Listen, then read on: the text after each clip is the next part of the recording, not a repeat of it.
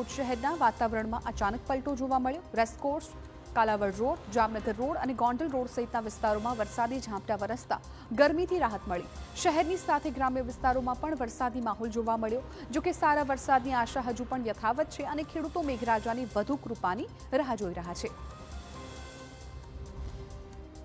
શહેરમાં અસહ્ય ઉકળાટ બાદ વરસાદી માહોલ છે તે જોવા મળી રહ્યું છે। આપને હું દ્રશ્ય બતાવવા માંગીશ। રાજકોટના રેસકોર્સ ખાતેના આ દ્રશ્યો છે કે જ્યાં અત્યારે જે પ્રકારે તમે દ્રશ્યો જોઈ રહ્યા છો કે અસહ્ય ઉકળાટ બાદ વરસાદી માહોલ છે તે જોવા મળી રહ્યો છે।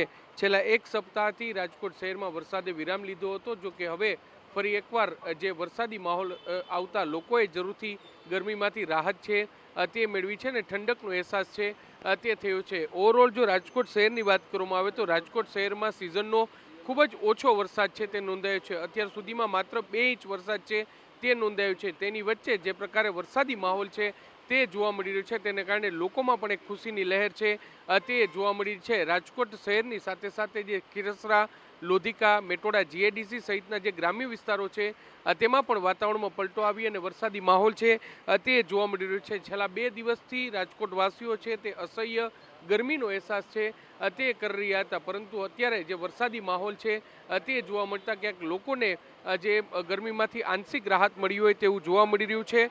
જો કે હજુ પણ લોકો આશા રાખી રહ્યા છે કે રાજકોટ શહેરમાં ધોધમાર વરસાદ આવે, કારણ કે સિઝનનો અત્યાર સુધીમાં માત્ર 2 ઇંચ વરસાદ છે તે પડ્યો છે ને ગત વર્ષની સાપેક્ષે ખૂબ જ ઓછો વરસાદ છે તે આ વખતે રાજકોટ શહેરમાં નોંધાયો છે।